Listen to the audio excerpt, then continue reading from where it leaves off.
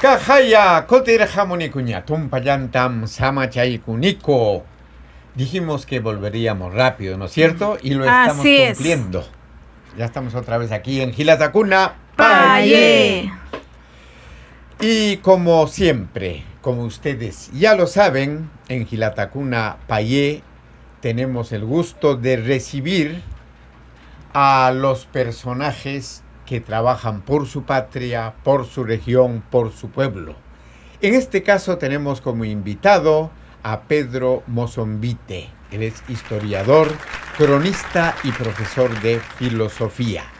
Hoy día vamos a hablar sobre Nauta, un pueblo tradicionalmente cocama. Bienvenido, Pedro. Buenos días. Buenos días. Gracias por la invitación a su programa y buenos días a todo el país. Sí, justamente Nauta es un pueblo tradicionalmente cocama. Los cocamas han arribado al territorio peruano desde Brasil en el siglo XIX al siglo XVI. Los cocamas siempre se han caracterizado por ser similares a los fenicios, a los vikingos, grandes navegantes, se han recorrido todos los ríos de las planicies amazónicas.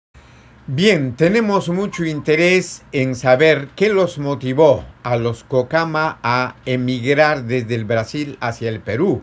Inclusive llegaron hasta Colombia. ¿Qué nos puedes decir al respecto? Los cocamas, los cocamas tenían muy parecidos a los fenicios y a los vikingos, a los europeos y a los orientales. Entonces los cocamas eran grandes navegantes de los ríos. Lo que les motivó a los cocamas a emigrar a las planicies, al territorio peruano, ellos se dedicaban bastante al comercio, a la navegación. Eso les impulsó a ellos sus recursos que no buscar, ¿no? Eran como seminómadas, ¿no? Buscar lugares donde establecerse y donde poder vivir, ¿no? Hermano Pedro, cuéntanos esta campaña de evangelización en la Amazonía que pues fue en los siglos XVII y XVIII, donde se aliaron con los misioneros jesuitas. Los jesuitas han llegado a la Amazonía en el año de 1632 y estuvieron 130 años en la Amazonía. Entonces ellos tuvieron contacto con los cocamas en el Alto Huallaga, no solamente los cocamas, sino que también los samicuros, los panos, los cocamillas, tantas etnias. Entonces ellos del Alto Huallaga, ellos les han trasladado en reducciones, ¿no? en lo que es el pueblo de Lagunas. En algunos han vivido los cocamas porque era un grupo, y otros grupos se dispersaban por el Ucayali, pero de Lagunas ellos se trasladan a Nauta. Pero en los años que vienen a Nauta, ellos no solamente tenían problemas internos o conflictos con las autoridades, sino que ellos también tenían problemas con las culturas que se fusionaban, con los amitiros y panes y familias. Entonces un grupo de los cocamas deciden ellos a salir, a buscar otros lugares a las alturas del río Cayali. Entonces es ahí donde ellos llegan a este lugar. Ojo, en ese lugar donde se levanta hoy en día Nauta, la ciudad de Nauta, en ese lugar antes se han establecido aquí también los llameos, porque ellos también han sido trasladados en Lucayali por Palo Maroni, por un jesuita. Ellos vivieron aquí cerca a casi medio siglo, vivieron acá, sino que ellos se han extinguido porque han sido diezmados por epidemias. Entonces es ahí donde el pueblo cocama, ellos llegan para fundar Nauta. O sea, ya no era un lugar de solo, sino que era un lugar ya donde ellos se encuentran casas abandonadas, chozas abandonadas, incluso algunas chacras, algunas turbas. Ellos se establecen acá. Kami tataki kema kiriroña kayoka historiador kanta kirirori paira ni yoka kokama kokamilia y poñaga iriri sega andanan pizzi que ahora Colombia, Perú, poña hasta Brasil. Tema irirori sai irirori anta inintri sai que ni hat hapia ki hat shimawetsi panki ezro pankirensi ivane ki payeni iro hatsita iroña que iriri sai anta pahre anta nauta que tema irirori kema keri kanda keri tema iro hatsita iroñaka irirori sai antana pashinan pizzi para cheranta lagunas antara yurimaguas iri tema irinti irirori yora kema keri kanda keri yora cante de familia lingüística tipo guaraní, Aribe y Paita. Hermano Pedro, este, todo esta historia, lo que has investigado de los hermanos Cocamas hasta hoy en día, ¿por qué han desaparecido? ¿Por qué han perdido su lengua originaria, hermano? Mira, en los inicios, cuando Nauta se ha fundado, ya a finales del siglo XVIII, han habido no solamente en Nauta los inmigrantes cocamas, ¿no? Pobladores los inicios eran cocamas, no solamente ellos, sino que también había moyomandinos, había riojanos, y también había extranjeros. Había extranjeros como europeos, como judíos, como españoles, portugueses, brasileños. Entonces, los cocamas había momentos que ellos, digamos, se sentían inferiores. Se sentían inferiores porque en el pueblo había mucha discriminación. Ujú. Ya, ya. Les ha intimidado. Entonces, hay momentos que ellos casi como que quieren desaparecer, se debe extinguir el idioma. Entonces, hay momentos que ellos sentían como vergüenza de hablar el idioma. Entonces, es ahí donde entra a un peligro de extinción. Y más adelante hay un trabajo de poder salvaguardar la lengua Cocama. Eso es lo que hoy en día se hace, porque Nauta tradicionalmente es un pueblo de la etnia Cocama. Claro. ¿Y cuáles son las acciones que se están desarrollando para ese fin, por supuesto, de vitalizar, de revitalizar esta lengua Cocama? Lo que se trata en Nauta es impulsar desde las escuelas la lengua Cocama, tratar de rescatar. Por eso han habido acuerdos con el Ministerio de Cultura para buscar maneras de cómo adaptarse, cómo eh, modificarse a los cambios para poder rescatar, escribir palabras del idioma. Es como ocurrió lo mismo en Oriente con la lengua semítica, ¿no? Para tratar de rescatar, por ejemplo, el arameo o el idioma hebreo. Entonces, estamos en una lengua lo mismo, parecido a otras lenguas también amazónicas. Entonces, se han tratado de hacer adaptaciones para poder rescatar el idioma. Y esto se viene trabajando también desde las escuelas que son EIB en la jurisdicción de Loreto Nauta. ¿Alguna experiencia, hermano Pedro, que nos pueda contar ya que se viene implementando en alguna institución para la vitalidad de esta lengua? En Nauta hay colegios tradicionales, los más antiguos colegios que vienen trabajando en proyectos para poder salvaguardar el idioma. También no nos olvidemos de que Nauta no solamente es tierra de Cocamas, como yo le explicaba antes, sino que en Nauta, en el año exactamente de 1853, han llegado aquí barcos que ha mandado construir el presidente de la República, Rufino Echenique, en los Estados Unidos, barcos. Y estos barcos eran transatlánticos, que en Nauta se veía grandes tiendas comerciales, nacionales y extranjeros, y había un gran movimiento. Entonces había una fusión cultural también con los cocamas.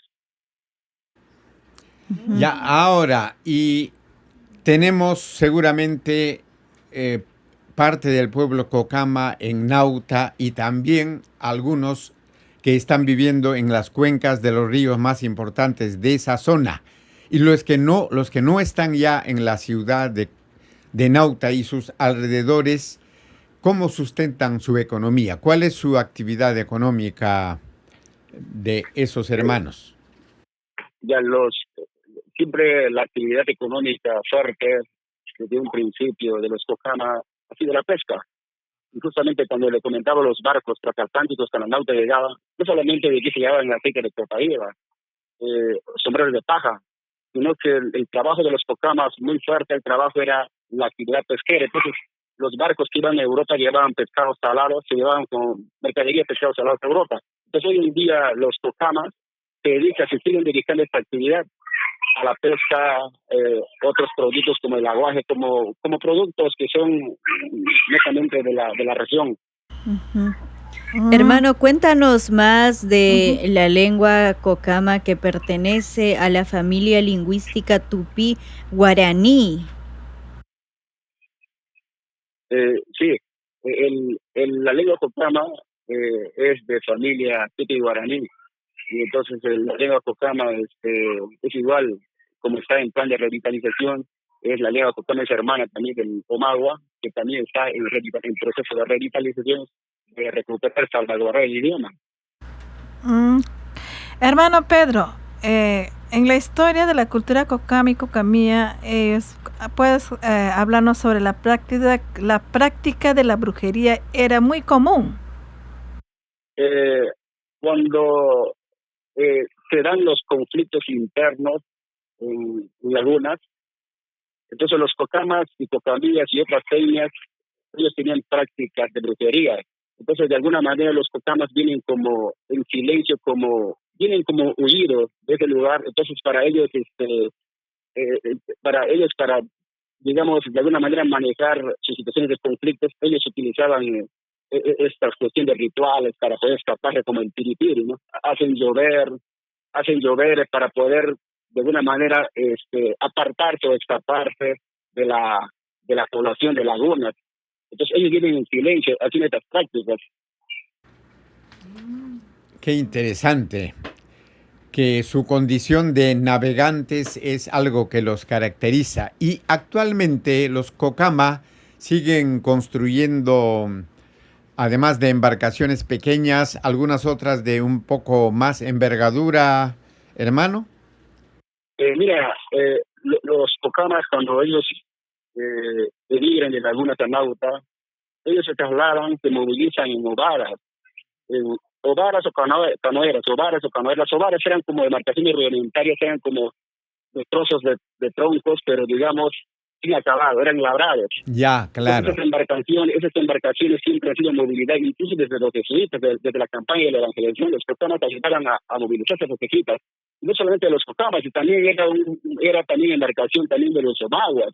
Entonces, desde esos años, los cocamas hoy en día, digamos, ya no utilizan en la actualidad las ovadas, sino que se han perfeccionado, digamos, en cuanto a la construcción de embarcaciones, ahora utilizan las canoas o botes. Pues también hay embarcaciones que ellos movilizan sus productos desde las diferentes afluentes para traer a Iquitos, a Nauta. Cuéntanos también de los siglos XVII y XVIII. Nuestros hermanos cocamas ayudaron a los misioneros jesuitas a movilizarse, ¿no? Bien lo mencionabas, en ovadas o canoeras por los ríos muy, muy conocidos de la zona. Sí, los cocamas siempre han utilizado esas embarcaciones rudimentarias desde su migración desde el Brasil hasta la Amazonía.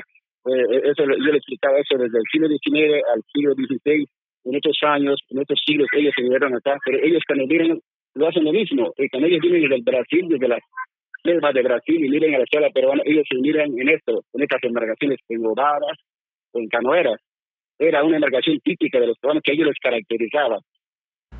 ¿Eso en la actualidad se puede ver o no? Me refiero Sí, a claro. a las ovadas o canoeras que en ese tiempo lo utilizaban. Claro, en esos tiempos. Hoy en día, como le decía, estas embarcaciones hoy en día se han perfeccionado. Ahora se los llama botes o canoas, fundición, botes que fabrican los cocamas para desplazarse y poder movilizar sus productos de diferentes zonas de la selva hacia la ciudad. Ujú. Gracias por la aclaración, hermano Pedro. Claro. Claro, estamos hablando de ríos navegables incluso para barcos de mediano calado, porque hay un dato de que en el año 1863 atracó en Nauta por primera vez el buque de la Marina de Guerra Morona. Eso debe ser una Eh, fecha histórica. sí, mire, el primer barco, recordemos que Nauta es un puerto. Nauta fue el puerto de la Gobernación General de Loreto. Nauta fue el puerto de la Amazonía, el primer puerto de la Amazonía. Entonces, en el año de 1853, como le decía, el gobierno de Felipe mandó a construir en los Estados Unidos dos barcos peruanos, que son el Bayaga y el Tirado. Entonces esos dos barcos han tenido poco tiempo de duración porque a unos años después el Vallar, por ejemplo, se ha hundido al frente de Nauta, ¿no? Se hundió ese barco y también el otro barco tirado al frente de Tapaquí. Entonces, han llegado barcos transatlánticos a la Amazonía peruana y porque, bueno, los ríos crecientes son inmensos, ¿no? El Amazonas, el Marañón y el Ucayali. Pero después, en el 62, en el 63, arriban más barcos porque ya los barcos ya no llegaban a Nauta. Nauta era un puerto de escala, sino que los barcos se van a quedar ya porque la Marina de Guerra, la posadera fluvial se va a establecer en Iquitos. Entonces los barcos transatlánticos van a llegar a Iquitos, como por ejemplo en Morona, Próspero, Pastaza, llegan a Iquitos y se va a establecer la naval en Iquitos. Ya. Se mueve entonces el polo de la navegación fluvial de Nauta a Iquitos. Ya estamos. Entonces Nauta queda ya, como digamos, en decadencia, entonces Nauta queda como paralizado, su retroceso. Entonces los comerciantes, los prósperos comerciantes que eran extranjeros, como portugueses, como brasileños, como españoles, como chinos, viajan, bajan a Iquitos y se establecen ahí. Entonces es ahí donde a Iquitos le dan vitalidad, le dan florecimiento, Iquitos se empieza a crecer y Nauta queda ya en decadencia y se queda aislado. Akameta que aquí me querido que Pedro y canta querido y paira ni intacando na caro y se que tenta llorar pueblo cocama cocamía anta nauta aquí tema areta caura ca me coca cantiri buque de la marina ojati anta ana quiero mega o aritens paeni anta pashnik nampitsi Brasil, Estados Unidos, Europa tema irojatita iroñaca tema canta que yana quiero esta aceite de copaiba shima poña esta sombrero de paja cameta. Ve, hermano Pedro, ¿cuándo inicia el pueblo de Nauta su vida política? Las investigaciones de Carlos Larrabure y Correa. ¿Nos escuchas, hermano Pedro? Sí, le escucho correctamente, sí les escucho. Se cortó. Sí les escucho. Nuevamente trasladamos la pregunta. Sí, hermano, ¿me escuchas? Sí. Sí, le escucho. Ya, háblanos. Ya, mi pregunta es, ¿cuándo inicia el pueblo de Nauta inicia su vida política? Hay un jurista peruano en el siglo XX, Carlos Larrabure y Correa. Él en sus escritos, en los documentos, en los decretos, leyes que se encontró. Entonces, en los documentos se habla que Nauta se fundó el 17 de diciembre del año de 1829. La fundó porque en esos años no solamente inició Nauta su fundación, sino que otros pueblos, por ejemplo, Balsaporte en el año de 1822, ¿no? Entonces, Nauta oficialmente inicia y se consolida su fundación, pero la fundación tomamos en cuenta que es del año anterior, unos años antes, del año 1929, pero se consolida esto cuando se nombra su primera autoridad política. En la mano del señor Juan Gosendi se nombra políticamente como su primer gobernador. Entonces, las autoridades ya le han tomado como fecha de fundación el 30 de abril del año de 1830. Pero en realidad esto fue mucho más. Unos meses hacen documentos. Pero revisando otros documentos del viajero francés, de Paul Marcoy, es un expedicionista francés. Entonces, Marcoy llegó a Nauta en el año de 1846. Marcoy, en sus documentos, en sus libros que escribe él acerca de los viajes en América del Sur, él dice en sus escritos, llegué a Nauta en el año de 1846, a un pueblo que ya tenía como 40 años de existencia. Entonces, pero políticamente Nauta se empieza a hablar de fundación desde el año hay documentos, hay libros, desde el año de 1829. Pero se consolida al año siguiente, 1930, con el nombramiento de la autoridad. Se llama, claro, el nombramiento de la autoridad. Incluso en esas fechas se dan un inicio de obras, no solamente en Nauta, sino también en Balsapuerto, en Barranquita, en otros pueblos del Guayaba. Qué interesante, hermano Pedro. Finalmente, actualmente, en estos tiempos, ¿qué fortalezas tiene Nauta para resurgir? Nauta ha vivido en en decadencia, en retroceso durante más de un siglo, después que los barcos han bajado a Iquitos, los comerciantes han migrado a Iquitos. Entonces Nauta quedó estancado, pero Nauta viene su florecimiento, Nauta iniciándose el siglo XX con la apertura de la carretera interprovincial Nauta-Iquitos. Entonces la carretera Nauta le dio digamos, un florecimiento, un desarrollo, entonces crecimiento demográfico.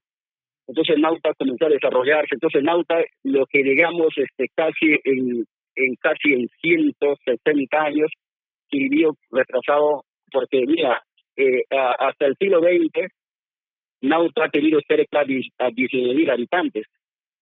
Pero durante casi menos de 30 años, hasta el año 2025 hasta ahora, Nauta como que ha duplicado su población, su demografía.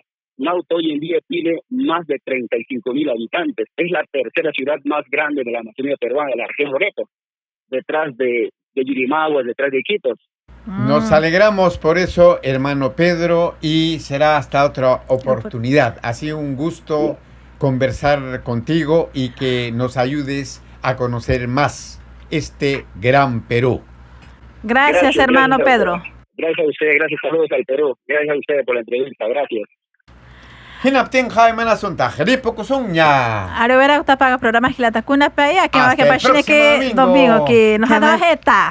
Jamás kapuniwa, hakisin kama ma domingo uru hakisip kanyan.